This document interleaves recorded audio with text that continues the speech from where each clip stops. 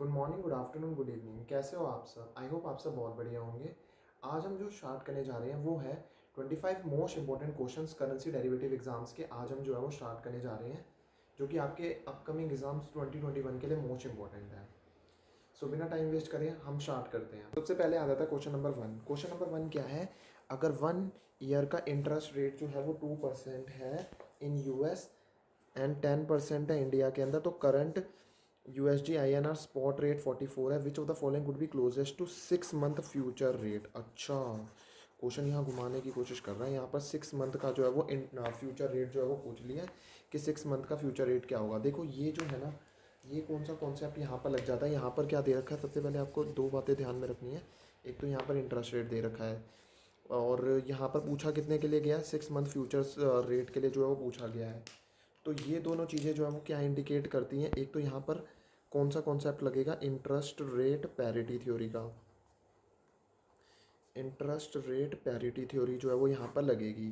ठीक है, before starting with this सबसे पहले मैं आपको ना इंटरेस्ट रेट पैरिटी थ्योरी बता देता हूँ कि इंटरेस्ट रेट पैरिटी थ्योरी का फॉर्मूला जो है मैं आपको रिवाइज करा देता हूँ। इंटरेस्ट रेट पैरिटी थ्योरी का फॉर्मूला होता है इंटरेस्ट रेट पैरिटी थ्योरी का फॉर्मूला होता है futures is equal to spot plus spot into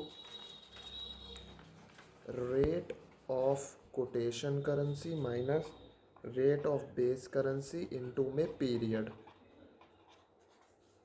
इसको लगाकर हमारे पास फ्यूचर रेट निकल जाता है, क्योंकि क्वेश्चन ने भी हमें फ्यूचर रेट ही पूछा, तो ये वाला फॉर्मूला लगाकर हमारा फ्यूचर रेट निकल जाता है। ठीक है, और यहाँ पर सबसे पहले हमारे को इस क्वेश्चन के अंदर ये आइडेंटिफाई करना जरूरी है कि कोटेशन करेंसी कौन सी है और बेस करेंसी कौन सी है। ठीक है, यहाँ पर जो कोटेशन करेंसी है वो है इंडिया की, एंड जो बेस करेंसी है वो कौन सी है? हमारे पास यूएस जो है वो हमारे पास बेस करेंसी है, एंड हमारे पास जो है वो कोटेशन करेंसी कौन सी है? कोटेशन करेंसी इंडिया की है। अब कई बच्चों के दिमाग में ये आ रहा होगा कि बेस करेंसी और कोटेशन करेंसी का कैसे पता चलता है। देखो, करेंसी पेयर के अंदर ना जो करेंसी को सबसे पहले रखा जाता है उसे बोला जाता है बेस करेंसी, एंड जो करेंसी को बाद में रखा जाता है उसे बोला जाता है कोटेशन करेंसी। ठीक है, तो यहाँ पर जो है वो कौन सी बेस करेंसी हो गई और कौन सी जो है वो कोटेशन करेंसी हो गई? देखो, बेस करेंसी जो है वो हमारे पास हो गई यूएस की, क्योंकि ये सबसे पहले रखा गया। यूएसडी जो है वो हमारे लिए बेस करेंसी हो गई, तो यहाँ पर यूएसडी का रेट रखा जाएगा और यहाँ पर किसका रखा जाएगा? आईएनआर का रखा जाएगा। स्पॉट रेट क्या दे रखा है? 44। स्पॉट क्या दे रखा है? 44 into rate of quotation currency क्या दे रखा है? मतलब आईएनआर का क्या दे रखा है? 10% माइनस बेस करेंसी क्या दे रखा है? 2%। इंटू में पीरियड क्या है? 6 मंथ का। ओके, 6/12, क्योंकि ये जो रेट है ये पूरे पर एनम के हिसाब से दे रखे हैं, तो हमने इसे 6/12 के हिसाब से कन्वर्ट कर लिया। यहाँ लिखा हुआ है ना 1 ईयर का, ये जो है वो ये दे रखे हैं 2% और 10%। तो आपको पता है ये 12 मंथ को रिप्रेजेंट कर रहा है, मुझे 6 मंथ के लिए निकालना है। तो अब जो है वो क्या होगा? 10 माइनस 2 8, तो 8 इंटू में 6/12 0.04 इंटू में 44 प्लस में 44 45.76। सो हमारे पास 45.76 इज द करेक्ट आंसर। ठीक है, हमारी तो यहाँ पर हमारे दो कॉन्सेप्ट और क्लियर हो गए। इसके अंदर इतने जो है एग्जामिनर ने हमारे दो कॉन्सेप्ट टेस्ट करे, एक तो बेस करेंसी और कोटेशन करेंसी का, कि बेस करेंसी को पहले बोला जाता है and followed by this the quotation currency. And second concept जो है वो एग्जामिनर ने हमारा कौन सा टेस्ट करा कि ये वाला यहाँ पर कि इंटरेस्ट रेट पैरिटी थ्योरी कैसे लगाई जाती है जब पीरियड जो है वो दे रखा होता है। फॉर्मूला जो है जनरलाइज्ड करेंसी पेयर का ये होता है, forward is equal to spot plus spot into rate of quotation currency minus base currency into में पीरियड। ये आपको कौन से चैप्टर के अंदर मिल जाएगा? ये इंटरेस्ट रेट पैरिटी थ्योरी के अंदर चैप्टर नंबर 3 के अंदर जो है वो आपको मिल जाएगा ये वाला कॉन्सेप्ट। ठीक है, सो यहाँ पर हमारा फर्स्ट क्वेश्चन खत्म हो जाता है। सो यहाँ पर हमारा क्वेश्चन नंबर 2 जो है वो स्टार्ट होता है। अगर यूएस डॉलर रुपीज़ मूव्ड हो जाता है 43 से 43.3, तो यूएस डॉलर क्या होगा और रुपीज़ क्या होगा? देखो, इसका मतलब क्या है? इसको पढ़ाने से पहले, इस क्वेश्चन को करने से पहले मैं आपको ना ये एप्रिसिएशन और डेप्रिसिएशन का जो है कॉन्सेप्ट रिवाइज करा देता हूँ। देखो, ये बेस करेंसी, ये जो एप्रिसिएशन और डेप्रिसिएशन का जो कॉन्सेप्ट है ये आपको चैप्टर नंबर 1 के अंदर दिया हुआ है। इस कॉन्सेप्ट के अंदर हमारे को क्लियर जो है वो कॉन्सेप्चुअल क्लैरिटी ये दी गई है कि अगर हमारे पास बेस करेंसी हमारी कोटेशन करेंसी से ज़्यादा होती है तो उसका मतलब क्या होता है? हमारी बेस करेंसी स्ट्रेंथन हो रही है, एंड अगर बेस करेंसी कोटेशन करेंसी से कम होती है तो हमारी जो है वो क्या हो रहा है? हमारी वो करेंसी जो है वो डेप्रीशिएट हो रही है। तो यहाँ पर जो है वो हमारे पास ये क्या थी? ये बेस करेंसी है। ये क्या है? कोटेशन करेंसी है ना। यूएस डॉलर रुपीज़ जो है वो मूव हो रहा है 43 से 43.30। तो हमारा यूएस डॉलर क्या हो रहा है, मतलब हमारे पहले एक जो डॉलर है वो था 43 रुपीज़ में, और $1 अब कितना हो रहा है 43.30। तो ये तो आप वैसे भी देख के बता सकते हो कि हमारा जो हमारा नहीं हमारा जो डॉलर है वो क्या बन रहा है, राजा बन रहा है एक तरह से। पहले वो $1 को ख़रीदने, $1 की वैल्यू कितनी थी, उस $1 को ख़रीदने के लिए हमारे को ₹43 देने पड़ते थे। अब उसी $1 को ख़रीदने के लिए ₹43.30 देने पड़ते हैं। तो डॉलर की वैल्यू जो है वो क्या हो रही है, जो है वो एप्रीशिएट हो रही है, एंड रुपीज़ की वैल्यू क्या हो रही है, डेप्रीशिएट हो रही है। तो एप्रीशिएट और डेप्रीशिएट जो है वो यहाँ पर कॉन्सेप्ट जो है वो क्लियर हो जाता है। और अगर मान लो आपको वैसे कन्फ्यूज़न हो जाती है कि क्या जो है वो हो रहा है, अगर मान लो यहाँ पर बेस करेंसी जो है वो कोटेशन करेंसी से ज़्यादा बढ़ रही है ना, 43 से 43.30 हो रही है, तो इसका मतलब क्या होता है, हमारी बेस करेंसी स्ट्रेंथन हो रही है, मतलब कि यूएस डॉलर जो है वो स्ट्रेंथन हो रहा है, तो मतलब वो अप्रिशिएट हो रहा है। और जो है दूसरी करेंसी क्या होती है, डेप्रिशिएट होती है। अब मैंने आपको अभी थोड़ी देर पहले बताया था करेंसी पेयर के अंदर ये बेस करेंसी होती है और ये कोटेशन करेंसी होती है। तो अगर आपको वैसे कन्फ्यूजन होती है इस लॉजिक से, तो आप इस लॉजिक को जो है वो यूज़ कर सकते हैं। अगर बेस करेंसी कोटेशन करेंसी से ज़्यादा होती है तो इसका मतलब होता है बेस करेंसी हमारी क्या हो रही है, बेस करेंसी हमारी स्ट्रेंथन हो रही है या फिर अप्रिशिएट हो रही है।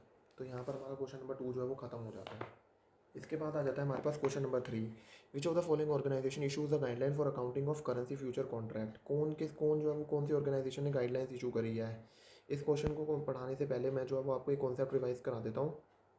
ये देखो चैप्टर नंबर 8 के अंदर अकाउंटिंग एंड टैक्सेशन के अंदर दे रखा है, the institute of chartered accountant of India has issued the guideline on accounting of index future contract from the view point of the party जिन्होंने एंटर करा है फ्यूचर कॉन्ट्रैक्ट के अंदर as a buyer and seller. तो मतलब ये एक accounting body है जिसने गाइडलाइन जो है वो जिसने गाइडलाइंस जो है वो क्या करी है, इशू करी हैं।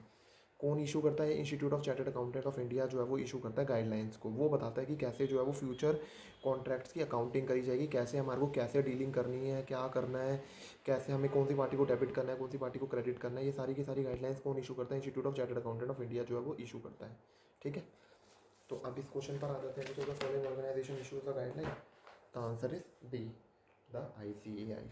तो यहाँ पर हमारा क्वेश्चन नंबर 3 खत्म हो जाता है। Question number 4, for a person who is trading in both currency future and currency options, the open interest would be monitored for the combined gross position in futures and options.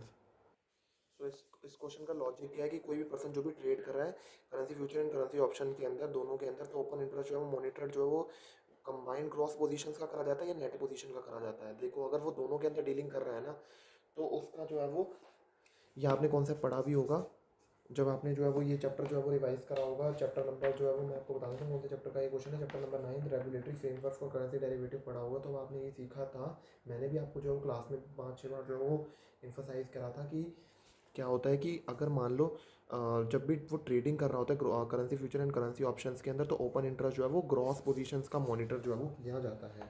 ठीक है, तो ये बात आपको ध्यान में रखनी है। लेकिन अगर वो मान लो करेंसी फ्यूचर मार्केट के अंदर जो है वो कर रहा होता अपने खुद के अकाउंट के अंदर, तो वो नेट ओपन पोजीशंस के अंदर होता। लेकिन अगर मान लो वो ट्रेडिंग दोनों के अंदर कर रहा है, तो वो किसके अंदर होगा, ग्रॉस पोजीशंस के हिसाब से। तो आंसर हो जाएगा ट्रू। तो यहाँ पर हमारा क्वेश्चन नंबर 4 जो है वो खत्म हो जाता है। इसके बाद आ जाता है हमारे पास question number 5। An IT professional buys a house for INR 5 lakh for which payment has to be made after 3 months. As he is expectant कि वो जो है वो USD 10,000 मिल जाएंगे 3 महीने के अंदर अंदर, ही execute 10 USD INR future contract to hedge the currency risk at a price of 50. जब उसे रिसीव हुआ payment, he converted USD into INR with his bank at a price of ₹51 for making the payment for the house and also settle the contract at a price of 49. Given this situation, would he have sold or brought USD INR future, and what would be the effective price for the house be lower than or higher than USD जो है वो 10,000 से ज़्यादा होगा या कम होगा। Since mark this question as most important. देखो जब उसे पेमेंट जो है वो 3 महीने बाद करनी है, उसे डर लग रहा था, तो उसने जो है वो क्या करा, अपने रिस्क को हैज कर लिया 50 रुपये पर। ठीक है, तो उसको जो है वो उसको पेमेंट जो है वो करिए 51 के अंदर, एंड जो है वो सेटल कर रहा है वो कॉन्ट्रैक्ट को एट अ प्राइस ऑफ ₹49। तो मतलब क्या इफेक्टिव जो है वो इंटरेस्ट रेट होगा, मतलब 10,000 से जो है वो ज़्यादा होगा या कम होगा। देखो उसको सबसे पहले ना USD INR को जो है वो USD को क्या करना चाहिए। देखो यहाँ पर जो है वो क्या हो रहा है कि उसने जो है वो सेटल करा है कॉन्ट्रैक्ट को 49 के अंदर। ठीक है, तो उसको जो है वो क्या करना चाहिए, उसको जो है वो बेच देना चाहिए USD INR को, फ्यूचर कॉन्ट्रैक्ट को USD को जो है वो एक तरह से बेच देना चाहिए। एंड इससे क्या होगा, उसकी प्राइस जो है वो क्या हो जाएगी, अफेक्टिव प्राइस जो है वो हाउस की क्या हो जाएगी, हायर हो जाएगी। तो यहाँ पर हमारा ये जो है वो क्वेश्चन जो है वो ख़त्म हो जाता है। सिंस यहाँ पर बस इसका एक ही लॉजिक है, क्योंकि यहाँ पर ये कॉन्ट्रैक्ट को जो है वो लोअर में सेटल आउट कर रहा है, तो जो है वो करेंसी को क्या करना पड़ेगा, उसको जो बेस करेंसी होगी उसको जो है वो सोल्ड करेगा, एंड इससे जो है वो प्राइस जो है वो क्या हो जाएगी, हायर हो जाएगी। बस इसका सिंपल सा लॉजिक है, ठीक है। तो यहाँ पर सोल्ड और हायर हो जाएगा। इसके बाद अगला क्वेश्चन आ जाता है, an active trader in the currency option market want to execute his view on change in the volatility over a period of time and want to be insulated from the changes in the other factor, जो भी मतलब prices के अंदर आ रहे हैं। तो इसका जो है वो आंसर बताने से पहले मैं आपको ना एक कॉन्सेप्ट रिवाइज करा देता हूँ। तो ये देखो, यहाँ पर एक कैलेंडर स्प्रेड का एक कॉन्सेप्ट है, इंट्रा करेंसी पेयर स्प्रेड को हम कैलेंडर स्प्रेड भी बोलते हैं। इंट्रा करेंसी पेयर स्प्रेड के अंदर क्या होता है, हम जो है वो एक फ्यूचर कॉन्ट्रैक्ट को लॉन्ग करते हैं एंड एक फ्यूचर कॉन्ट्रैक्ट को जो है वो हम शॉर्ट कर देते हैं। दोनों की जो है वो सेम अंडरलाइंग होती है, बट मैच्योरिटी डिफरेंट होती है, कि कोई 2 महीने में जो है वो हो रहा था, और एक जो है वो कोई और जो है वो 2 मतलब 3 महीने या फिर ऐसे मतलब डिफरेंट मैच्योरिटीज़ होती हैं, ठीक है। इसे को जो है वो क्या बोला जाता है, कैलेंडर स्प्रेड भी जो है वो बोला जाता है, ठीक है। तो यहाँ पर जो है वो क्या होगा, एक एक्टिव ट्रेडर है करेंसी ऑप्शन मार्केट के अंदर, वो अपना व्यू जानना चाहता है कि वो वोलेटिलिटी जो चेंज हो रही है over a period of time, and वो जो है वो इन फैक्टरों से बचना चाहता है। तो क्या उसे जो है वो कौन सी ऑप्शन स्ट्रैटेजी उसे यूज़ करनी चाहिए, ना शॉर्ट पोजीशन की, ना लॉन्ग पोजीशन की, ना कवर्ड कॉल की, उसे कैलेंडर स्प्रेड जो है वो यूज़ करना चाहिए। क्योंकि कैलेंडर स्प्रेड जो है वो यूज़ इसीलिए करना चाहता है ताकि आप जो है वो क्या कर पाओ, ताकि आप जो है चेंज इन द वोलेटिलिटी जो भी हो रही है over a period of time, उससे जो है वो आप बच पाओ। आप जो है उसके अंदर क्या करोगे, एक फ्यूचर कॉन्ट्रैक्ट को लॉन्ग कर दोगे एंड एक फ्यूचर कॉन्ट्रैक्ट को जो है वो शॉर्ट करके आप जो है वो अपने रिस्क को हेज कर सकते हो। तो यहाँ पर ये जो है वो कॉन्सेप्ट हो गया trading spread using currency futures का। तो यहाँ पर हमारा ये कॉन्सेप्ट भी क्लियर हो जाता है, तो हमारा ये वाला क्वेश्चन भी खत्म हो जाता है, क्वेश्चन नंबर 6। इसके बाद अगला क्वेश्चन आ जाता है हमारे पास, क्वेश्चन नंबर 7। क्वेश्चन नंबर 7 आ जाता है, ये रहा, expiry date that is the last trading day will be 2 business days prior to the value date of the final settlement date. तो हाँ, जो एक्सपायरी डेट होती है ना, वो लास्ट ट्रेडिंग डे होती है, वो जो है वो क्या होती है, वो 2 business days prior to the, जब फाइनल सेटलमेंट हो रही है ना, उससे 2 दिन पहले जो है वो क्या होती है, उसे एक्सपायरी डेट जो है वो बोला जाता है। लास्ट ट्रेडिंग डे होती है, और ये जो है वो फाइनल सेटलमेंट डेट या वैल्यू डेट के 2 दिन पहले को जो है वो क्या बोला जाता है, ये बोला जाता है एक्सपायरी डेट जो है वो बोला जाता है कि यहाँ पर ये एक्सपायर होने वाला है। तो डैट वॉज समथिंग जो है वो थ्योरेटिकल कॉन्सेप्ट हुआ। The limit price is always set higher than the market price. क्या लिमिट प्राइस को हमेशा जो है वो हायर रखा जाता है? नहीं, हमेशा नहीं रखा जाता। इट मे बी जो है वो लोअर भी हो सकता है, वो इक्वल भी हो सकता है। इस चीज़ को जानने से पहले आपको ये पता होना चाहिए कि लिमिट प्राइस क्या होता है। देखो, लिमिट प्राइस का मतलब होता है कि ऑर्डर करा है हमने कि हम एक स्पेसिफिक क्वांटिटी को, सिक्योरिटी की एक स्पेसिफिक क्वांटिटी को खरीदेंगे एट और बिलो अ स्पेसिफाइड प्राइस।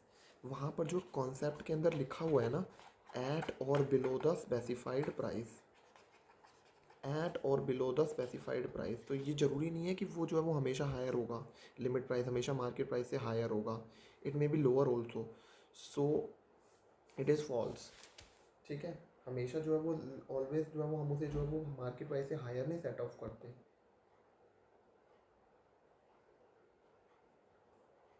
इसके बाद हमारे पास आ जाता है question number 9। Presume mister A is expecting a remittance for USD 5000 on 29 August, want to lock in the foreign exchange rate today so that the value of inflow in the Indian rupees terms is safeguarded. Mister A can do so by, वो कैसे जो है वो कर सकता है। देखो, mister A को एक्सपेक्ट कर रहा है कि उसे रेमिटेंस मिलेगा 29 अगस्त को, वो लॉक करना चाहता है फॉरेन एक्सचेंज रेट को, ताकि वैल्यू जो है वो सेफ गार्ड हो जाए, ठीक है। किस रेट पर वो जो है वो क्या कर, मतलब वो जो है फॉरेन एक्सचेंज को किस रेट पर जो है वो बुक करे, ठीक है। तो देखो, वो उसको जो है वो क्या मिलने हैं, 5000 जो है वो मिलने हैं उन 29 अगस्त को। वो जो है वो वैल्यू को बुक करना चाहता है, तो उसे क्या करना चाहिए, उसे जो है वो क्या कर देना चाहिए, उसे सेल कर देना चाहिए 5 कॉन्ट्रैक्ट को, जो कि USD INR जो है वो फ्यूचर कॉन्ट्रैक्ट के, उसे जो है वो उसे क्या कर देना चाहिए, सेल आउट कर देना चाहिए। सो जैसा कि आप जानते हो कि एक कॉन्ट्रैक्ट के अंदर जो है 1000 उसका होता है, तो फिर आपको जो है वो क्या करना पड़ेगा, सेल करना पड़ेगा 5 कॉन्ट्रैक्ट USD INR फ्यूचर्स के अंदर, ठीक है। तो 5000 डिवाइडेड बाय 1000, 5 कॉन्ट्रैक्ट जो है हमने निकाल लिए, 5 कॉन्ट्रैक्ट को जो है उसे सेल आउट कर देना चाहिए, क्योंकि वो रिस्क को जो है वो हैज करना चाहता है। वो जो है उसको क्या हो रहा है, उसको रेमिटेंसेस मिलने वाली है, ठीक है। उसको लग रहा है कि ये जो है उसे कम में ना मिले, तो उसे क्या कर देना चाहिए, अभी सेल आउट कर देना चाहिए। देखो, जब भी हमारे को रेमिटेंसेस, ये रूल है, अगर मान लो जो है वो हमें कहीं से रेमिटेंसेस मिलने वाली है और हमारे को उसको ना रिस्क फॉरेन एक्सचेंज रेट को हैज करना है, तो हमेशा आप ध्यान रखना उसे जो है वो आप क्या कर दो, उसी एक्सचेंज रेट को आप जो है वो सेल आउट कर दो, ताकि आपका जो है वो एक्सचेंज रेट जो है वो हैज हो जाए। और कितने जो है वो कॉन्ट्रैक्ट को आपको हैज करना पड़ेगा, 5 कॉन्ट्रैक्ट्स को हैज आउट करना पड़ेगा। क्लाई ऑर्डर, क्ली ऑर्डर स्टैंड फॉर, क्ली ऑर्डर का मतलब क्या होता है, क्लाइंट का ऑर्डर भी बोलते हैं हम क्ली ऑर्डर को। That was very very very very simple concept. Then आ जाता है हमारे पास question number 11। Assume that a price of USD INR call option is quoted as INR 0.25 से 0.27 बिड और आस्क प्राइस जिसे कहते हैं। Given this quote at what price should a company, किस प्राइस पर जो है कंपनी कॉल ऑप्शन को बाय करेगी। देखो मतलब जो है वो प्राइस जो है वो दे रखा है USD INR कॉल ऑप्शन का 0.25 से 0.27। Given this quote at what price would the company buy the call option. तो किस प्राइस पर कंपनी जो है वो कॉल ऑप्शन को बाय करेगी, कंपनी जो है वो कॉल ऑप्शन को बाय करेगी 0.27 पर। देखो इस प्राइस पर जो है वो क्या करा जाता है, इस प्राइस पर जो है वो कस्टमर या फिर जो कंपनी है वो सेल आउट करती है, इस प्राइस पर जो है वो क्या करती है, बाय करती है। ठीक है, तो जो है वो कॉल ऑप्शन को बाय करना है तो वो किस कौन से प्राइस पे करना पड़ेगा, 0.27 पर। इस पर सेल करते हैं, इस पर बाय करते हैं कस्टमर जो होता है। ठीक है, ये सेल करने का होता है और ये जो है वो बाय करने का होता है from the view point of customer. तो क्या होगा, 0.27 पर जो है वो क्या करेगी, वो बाय करेगा। तो यहाँ पर 11th क्वेश्चन खत्म हो जाता है हमारे पास। इसके बाद आ जाता है question number 12। In OTC market 1 month USD INR is quoting at this to 43.75 से 44 एंड फ्यूचर जो सेम मेच्योरिटी का कोटिंग हो रहा है 44.50 से 44.60। Which of the following describe the possible arbitrage trade and possible arbitrage profit per USD if the arbitrage trade is carried until maturity. मतलब किस price पर जो है वो करा जाएगा। देखो उसको क्या है वो क्या कर लेना चाहिए, उसे जो है वो क्या करना पड़ेगा। देखो OTC मार्केट के अंदर 1 मंथ जो है वो फ्यूचर कॉन्ट्रैक्ट जो है वो कितने का दिया हुआ है, 43.75 से 44। मतलब द डिफरेंस जो है वो रेंज कितना कर रहा है, 0.25। एंड फ्यूचर्स के अंदर जो है वो कितने का रेंज जो है वो कर रहा है, इतने का जो है वो रेंज कर रहा है। तो उसे जो है वो क्या जो है वो करना चाहिए, ताकि वो जो है वो USD को जो है वो हैच आउट कर पाए। Mark this question as most important. ऐसे क्वेश्चन तो आपको कम से कम 5 या 10 क्वेश्चन जो है वो पेपर में दिखेंगे ही दिखेंगे। तो इस क्वेश्चन को डील आउट कैसे करना है, देखो यहाँ पर क्या लग रहा है, यहाँ पर जो है वो देखो सबसे पहले ये देख लो इनमें से जो है वो क्या करना है। जो है वो ये तो दे रखा है ओवर द काउंटर का प्राइस जो है वो दे रखा है और ये जो है वो फ्यूचर कॉन्ट्रैक्ट का दे रखा है। देखो कहाँ पर सस्ता लग रहा है कि बाय करना चाहिए। ठीक है, मुझे तो यहाँ पर लग रहा है कि यहाँ पर जो है ना क्या कर लेना चाहिए, बाय कर लेना चाहिए। देखो इस प्राइस पर हम बाय करते हैं, इस प्राइस पर हम सेल करते हैं, तो हम जो है वो क्या करेंगे 44 पर जो है वो इसे क्या कर लेंगे, बाय कर लेंगे USD INR को। ठीक है, 44 पे बाय कर लेंगे एंड किस पर सेल कर देंगे, इस पर जो है वो सेल आउट कर देंगे 44.50 पर। तो अगर हम 44.50 पर सेल आउट कर दें, ये होता है सेल का और ये होता है बाय का। तो ओवर द काउंटर में हमने जो है वो बाय कर लिया USD INR को एंड हमने फ्यूचर कॉन्ट्रैक्ट के अंदर हमने उसे सेल आउट कर दिया। सेल के लिए ये वाला रेट लेते हैं, पहले वाला। ठीक है, और ये पता ही होगा आपको बिड और आस्क में जो है कैसे जो है वो करता है, रिजल्ट आते हैं हम जो है वो काटते हैं कैसे हैं। तो 44.50 में जो है वो हम क्या करेंगे, उसे सेल कर देंगे एंड 44 में जो है वो उसे खरीदेंगे। एक सेकेंड, 44.50 माइनस 44.50, तो 0.50 आ गया। ये हो गया हमारा क्वेश्चन नंबर 12। इसके बाद हमारे पास आ जाता है question number 13। Growth open position जो है दे रखी है, trading member across all the contract should not exceed 15% जो है वो, या फिर USD 50 million whichever is higher. कैसा होता है, सो यस अगर आपने ये जो है थ्योरी पढ़ी होगी तो आपको जो है वो याद होगा कि ग्रॉस ओपन पोजीशन जो है वो क्या होती है, वो 15% से ज़्यादा एक्सीड नहीं होनी चाहिए, या फिर 50 million whichever is higher. हाँ true, mark this question as most important for last time revision for theory purpose. ये आपको क्वेश्चन जो है वो एग्जाम के अंदर डिटो देखने के लिए मिल सकता है। Which of the following best describe the SEBI prescribe open position limit जो है वो क्या जो है वो डिस्क्राइब करता है EUR INR कॉन्ट्रैक्ट के लिए। तो यहाँ पर तो मेरे को पता ही है 6% ऑफ द ओपन इंटरेस्ट, या फिर EUR 5 million whichever is higher जो है वो होता है। तो देख लेते हैं कौन सा क्वेश्चन है, कहाँ पर जो है वो दे रखा है। तो ये रहा सी पार्ट जो है इसका आंसर है 6% ऑफ द ओपन इंटरेस्ट और EUR 5 million whichever is higher. That was a theoretical concept and very very very very much simple. इसके बाद आ जाता है अगला question, 15th question. Question number 15, the derivative contract can not exist without a, किसके बिना वो जो है वो एग्जिस्ट नहीं कर सकता, अंडरलाइन के बिना। ठीक है, जिसके बेस पर जो है वो हो सकता है एंड जिसके बेसिस पर वो जो है वो करा जाता है अंडरलाइन, और उसके बिना वो जो है वो एग्जिस्ट नहीं कर सकता। रिपीटेडली मैंने तो ये बहुत ज़्यादा इन डेप्थ क्लास के अंदर तो मैंने इसको बहुत ज़्यादा इन डेप्थ तरीके से समझाया हुआ है, जो कि मेरी क्लासेस जो कि फ्री ऑफ कॉस्ट जो है वो यूट्यूब पे डली हुई हैं। अगर आपको जो है वो डेरिवेटिव का कॉन्सेप्ट जो है वो अभी भी क्लियर नहीं है तो आप अभी भी जो है वो अपने कॉन्सेप्ट को क्लियर कर सकते हो। तो यहाँ पर अंडरलाइन जो है वो इक्विटी भी हो सकता है, इंटरेस्ट रेट कुछ भी हो सकता है। तो यहाँ पर हो गया हमारा पी पार्ट जो है वो हो जाता है। देन आ जाता है question number 16। In the currency derivative segment client positions are arrived at by summing together dash position of each individual client. तो हम जो है वो क्या करने की कोशिश करते हैं, हम जो है वो नेट बाय में से सेल जो है वो माइनस करके हम जो है वो पोजीशन को जो है वो अराइव कर लेते हैं। हमें नेट पोजीशन जो है वो देखनी होती है, नेट जो है वो देखना होता है बाय माइनस सेल। ओके, तो ऐसे करके जो है वो हम क्या कर देते हैं, हम नेट पोजीशन जो है वो निकाल लेते हैं। नेट पोजीशन जो है वो हम निकालते हैं, ना कि कोई ग्रॉस पोजीशन। ये तो बकवास को ये तो बकवास था, नेट और ग्रॉस तो दोनों तो कैसे हो सकता है, हम जो है वो क्लाइंट, ये तो बिल्कुल ही बकवास था। तो यहाँ पर ये तो वेरी सिंपल था कि नेट बाय माइनस सेल। यहाँ पर हमारा जो है वो क्वेश्चन नंबर 16 जो है वो खत्म हो जाता है। इसके बाद आ जाता है हमारे पास question number 17। Which of the following best describe the guideline for broker with respect to issuing the contract note. देखो जो कॉन्ट्रैक्ट नोट्स होते हैं ना, सबसे पहले ब्रोकर को जो है वो प्रॉम्प्टली जो है वो इशू करने चाहिए कॉन्ट्रैक्ट नोट्स। क्लाइंट को जो है वो प्रॉम्प्टली जो है वो जैसे ही जो वो कॉन्ट्रैक्ट एग्जीक्यूट हो रहा है तभी जाके ब्रोकर को क्लाइंट को कॉन्ट्रैक्ट नोट इशू करने चाहिए। आई होप आप इतना जानते होंगे। तो ये जो है वो हो जाता है प्रॉम्प्टली जो वो कॉन्ट्रैक्ट नोट जो है क्लाइंट को इशू करने चाहिए and client of it sub broker. ठीक है, ऑब्वियस है। जो है वो मतलब विद इन जो है वो 24 आवर्स जो है वो क्या करने होते हैं, उसे जो है वो प्रॉम्प्टली जो है वो इशू करने होते हैं कॉन्ट्रैक्ट में। ठीक है, कि आपका जो है वो सौदा हुआ है। अगर आपने ब्रोकर के साथ में जो है वो डीलिंग भी करी होगी ना, तो आपको ब्रोकर जो है वो कॉन्ट्रैक्ट नोट जो है वो देता होगा। जो भी आपने जो है वो कॉन्ट्रैक्ट जो है सल्टा रहे होगे ना उसके साथ में लग कर, तो वो उसके लिए कॉन्ट्रैक्ट नोट जो है वो इशू करता है। इसकी ये रिस्पॉन्सिबिलिटी होती है ब्रोकर की कि आपको जो है वो कॉन्ट्रैक्ट नोट दे क्लाइंट को। ठीक है, अगला question. In a system of 100 currency with no vehicle currency potentially there would be dash currency pair. जो है वो होते हैं कितने करेंसी पेयर होंगे, ये जो है वो फॉर्मूला आ जाता है। इसको रिवाइज कराने से पहले मैं आपको एक कॉन्सेप्ट रिवाइज करा देता हूँ। देखो अगर मान लो ऐसा होता है ना, तो हमारे को अगर मान लो ये व्हीकल करेंसी निकालनी है तो हमारे को जो है ना एक फॉर्मूले के थ्रू निकाली जाती है, एन माइनस 1/2। 100 तो यहाँ पर हो जाएगा 100 इंटू में 99 डिवाइडेड बाई 2। तो 99 इंटू में 100 divided by 2 that comes to 4950।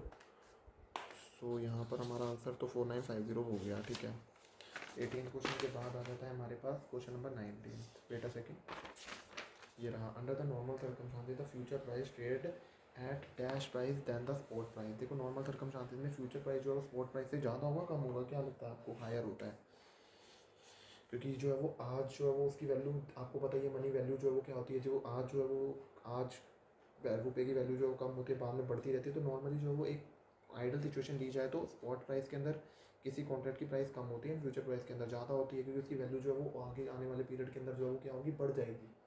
ठीक है, आई नो आपको जो है पता होगा इतना जो है वो, I hope. Question number 19 very much simple question. The amount of the asset that has to be delivered under one contract is, कितना जो है वो डिलीवर करा जाता है उसे बोला जाता है कॉन्ट्रैक्ट साइज। इसे हम जो है वो लॉट साइज भी जो है वो बोलते हैं। कि आपको पता होगा कि फ्यूचर कॉन्ट्रैक्ट के अंदर अगर कोई भी ट्रेडिंग करनी है तो वो हम जो है वो कॉन्ट्रैक्ट या फिर लॉट साइज के अंदर ही कर सकते हैं। It should be in the contract size और it should be in the lot size. तो क्वेश्चन नंबर 21 जो है वो स्टार्ट करते हैं। क्वेश्चन नंबर 21 क्या है? अ trading member has 2 client in the currency future segment and one client in the currency option segment. During the day each of the client in the currency future segment में sold करती हैं 6000 USD and brought करी हैं 3000 USD. Eight the end of the trading day each of the client in the currency future segment has 6000 USD short position and 3000 USD long position. Additionally the currency option client has 3000 USD long position which is the what is a gross open position for the trading member. तो वो जो है वो कैसी जो है वो कौन सी ओपन पोजीशन जो है वो क्रिएट करेगा, तो वो जो है वो उसे क्या करनी पड़ेगी, क्रॉस ओपन पोजीशन। यहाँ पे नेट ओपन पोजीशन नहीं बोला है, यहाँ पर क्रॉस ओपन पोजीशन बोला है। तो उसे जो है वो कितने टोटल जो है वो यूएसडी जो है वो करने पड़ेंगे, 9000 यूएसडी करने पड़ेंगे। 6000 तो शॉर्ट पोजीशन एंड 3000 जो है वो लॉन्ग पोजीशन के, तो 9000 हो जाता है यूएसडी पर। ग्रॉस पोजीशन उसे लेनी पड़ेगी। Which one of the key difference in the OTC and the exchange traded market is related to, क्या जो है वो लगता है कि लॉट साइज का होता होगा requirement of proof of the underlying foreign exchange transaction, या फिर मार्केट टाइमिंग, या फिर बोथ सेकंड एंड थर्ड। तो वहाँ पर जो है वो क्या होता है, मार्केट टाइमिंग का भी जो है वो डिफरेंस होता है। एक तो डिफरेंस होता है जो है वो दोनों के अंदर जो है वो अलग अलग टाइमिंग्स होते हैं, एंड जो है वो रिक्वायरमेंट होती है of proof of underlying foreign exchange transaction, तो उसका भी जो है वो डिफरेंस जो है वो क्रिएट हो जाता है। तो इसका आंसर आ जाता है 2 एंड 3। देन आ जाता है हमारे पास question number 23। For USD INR currency future contract at NSE the previous day settlement price is 440 and today settlement price is 41 and investor sell position of 50 contract is brought forward from the previous day, what would be the his market to mark to market जो है settlement जो value कितनी होगी, उसकी mark to market settlement value जो है वो कितनी हो जाएगी। वो जो है 50 कॉन्ट्रैक्ट जो है वो सेल आउट जो है वो करना चाह रहा है, तो उसकी जो है वो वैल्यू कितनी हो जाएगी। देखो डिफरेंस जो है वो कितना हो रहा है, पहले सेटलमेंट था इतना 40 का 41, तो कितना हुआ डिफरेंस, कितना हुआ 1 का ही जो है वो डिफरेंस हुआ है। 1 इंटू में 50 कॉन्ट्रैक्ट जो है वो करें हैं, और एक कॉन्ट्रैक्ट कितने का होता है 1000 का, और जो है वो मतलब उसने जो है प्रीवियस सेटलमेंट जो है वो हुआ था इतने का 40 का, और आज सेटलमेंट जो है वो फिर 41 का हो रहा है। तो मतलब एक तरह से नुकसान हो गया क्योंकि उसने सेल पोजीशन का जो वो कॉन्ट्रैक्ट लिया हुआ है। ठीक है, सेल पोजीशन के अंदर अगर वैल्यू जो है वो बढ़ जाती है तो हमारे को जो है वो नुकसान हो जाता है। तो जो है वो कितने कॉन्ट्रैक्ट का जो है वो नुकसान हो गया है, कितनी जो है mark to market settlement value हो जाएगी, -50,000 की जो है mark to market settlement value हो जाती है। Then second last question for the day, a person has invested INR 1 lakh in a Indian corporate bond for a year giving a return of 16% in 1 year. The person plan to use the proceed from the maturity of a current corporate bond to fund his son education. At the time of investing in the corporate bond USD INR का spot rate है इतना, current 1 year का जो है वो premium है 4%, the person decide to hedge the currency risk using USD INR 1 year future at the end of 1 year, how many USD can the person remit to his son, कितना जो है वो USD जो है वो पर्सन जो है वो रेमिट करेगा अपने सन को, जो है कितना जो है वो USD जो है वो रेमिट करेगा। सो यहाँ पर जो है उसने इन्वेस्टेड करा था 1 लाख का, रिटर्न मिला 16% का, 1 लाख प्लस 16% कितना होता है 1 लाख प्लस में 16% हो जाता है, अच्छा 1,16,000 हो जाता है। ठीक है, और 1,16,000 हो जाता है, और करंट स्पॉट रेट जो है 50 का दे रखा है, 1 ईयर्स प्रीमियम जो है 4% का दे रखा है, तो वैल्यू जो है वो कितनी हो जाएगी, USD INR की वैल्यू जो है 4% प्रीमियम पर है, तो 50 से वो जो है वो 4% और बढ़ जाएगा, तो मतलब 52 हो जाएगा। ठीक है, 52 हो जाएगा, तो 1,16,000। ठीक है, सेम वो INR में है, और ये जो है वो कोटेशन जो है वो किस में दे रखी है, 52 जो है वो USD में दे रखी है। अगर सेम होती है तो मल्टीप्लाई करी जाती है, एंड विपरीत होती है तो किससे क्या करा जाता है डिवाइड। तो 1,16,000 divided by 52, 2231 is the correct answer. Easy था, बहुत ईजी है, सारा कुछ तो मैंने क्लास में कराया ही हुआ है। देन आ जाता था market where currencies are traded, जहाँ पर करेंसी को ट्रेड करा जाता है वहाँ पर फॉरेन एक्सचेंज मार्केट, बताओ ये भी कोई क्वेश्चन था, ये तो हमें पता ही है। जहाँ पर जो है वो करा जाता है उसे फॉरेन एक्सचेंज मार्केट जो है वो बोला जाता है। सो यहाँ पर हमारे क्वेश्चन जो है वो 25 जो क्वेश्चन थे वो खत्म हो जाते हैं। यहाँ पर हमारे जो है वो सारे के सारे 25 क्वेश्चन जो है वो खत्म हो जाते हैं करेंसी फ्यूचर्स के, जो करेंसी डेरिवेटिव्स के, एंड ये मोस्ट इंपॉर्टेंट है आपके एग्जाम अपकमिंग 2021 एग्ज़ाम्स के लिए, मतलब 21 एग्ज़ाम्स के लिए, 2021 एग्ज़ाम्स के लिए। तो आपको ये कॉन्सेप्ट अच्छे से जो है वो मैंने जो सारे क्लियर भी कर दिए हैं। आपको ये जो है वो अगर ये वीडियो जो है वो आप 2 या 3 बार जो है वो रिवाइज भी करने के लिए जो है वो यूज़ आउट कर सकते हो। इसमें मैंने सारे कॉन्सेप्ट भी क्लियर कर दिए, जो क्वेश्चंस में जो कॉन्सेप्ट जो है वो यूज़ हुए थे। I wish you all the best for your future, and अगर आपको ये वीडियो पसंद आई होगी तो वीडियो को लाइक कर देना, चैनल को सब्सक्राइब कर देना, एंड ये वीडियो को अपने जो है वो वीडियो को शेयर करना अपने फ्रेंड्स के साथ में। So thank you everyone for watching the video, and अगर आपको वीडियो अगर आपको कुछ जो है वो डाउट होगा तो आप जो है वो नीचे कमेंट बॉक्स के अंदर जो है वो आप मुझसे पूछ सकते हो। अगर आपको कोई यूज़फुल इन्फॉर्मेशन पता चलती है वो भी आप अपने फ्रेंड्स के लिए नीचे कमेंट बॉक्स के अंदर शेयर कर सकते हो। Thank you everyone.